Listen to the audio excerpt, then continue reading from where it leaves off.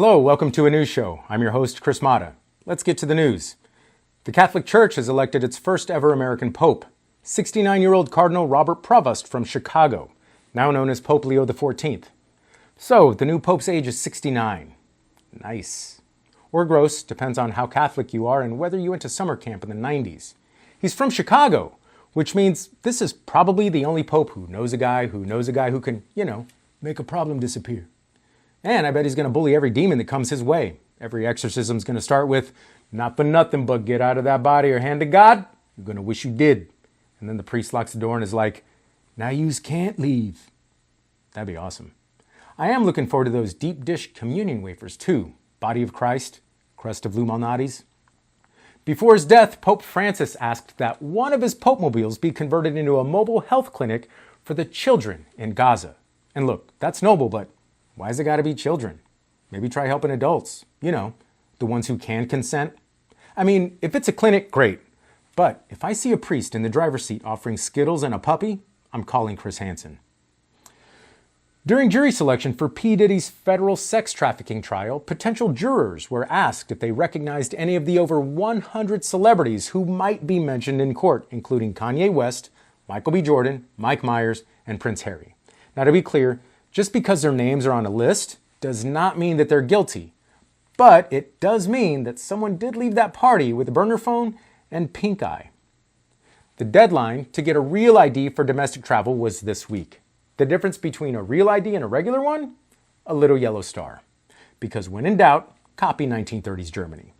TSA says the star just means you've been verified. Like Jews in 1938. And sure, it sounds bad, but TSA promises that this time they're not rounding anyone up. They're just herding you toward gate 32B with your shoes off and your dignity in a tray. Fun fact, the original name for the program was Papers, Please, but that tested poorly with everyone who's ever taken a history class. And I know what you're thinking. Chris, that's not the same thing. Yeah, yet. The Trump administration just launched the self-deportation initiative, offering undocumented immigrants $1,000 to voluntarily leave the U.S.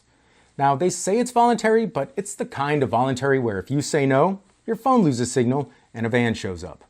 The original name for the program was Bye Bye Bean People, but they changed it when they remembered that some beans are also white. This week, President Trump appointed Fox News host Jeanine Pirro, seen here delivering closing arguments to a bottle of Pinot Grigio, as the interim U.S. attorney for Washington, D.C. Now, this is the first time a U.S. attorney has been chosen based on how well they performed drunk at 7 p.m. on Fox. The word interim means temporary. It's from the Latin, anyone but this guy. This week, President Trump was asked on Meet the Press whether every person on U.S. soil is entitled to due process. And he said, and I'm quoting here, "I don't know, I'm not a lawyer." Okay, let's just take a beat. The president, the guy with nuclear codes, was asked if people in America deserve due process. And his answer was basically, beats me, I just work here. The correct answer, Mr. President, is yes. You don't have to be a lawyer to know that. You just have to be, and I cannot stress this enough, the president. The guy who swore an oath to uphold the Constitution. It's not a mystery novel. It's not season 4 of Lost. It's the rule book. The rule book. You don't even need to know what due process is. You just have to uphold it. That's literally the job.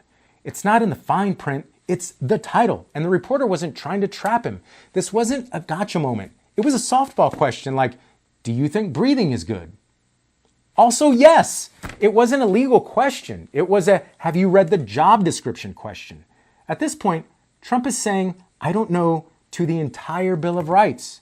Right to free speech? I'm not a poet. Quartering troops? I'm not an Airbnb host. Search and seizure? I'm not a pocket. Cruel and unusual punishment? Never heard of her. Right to vote?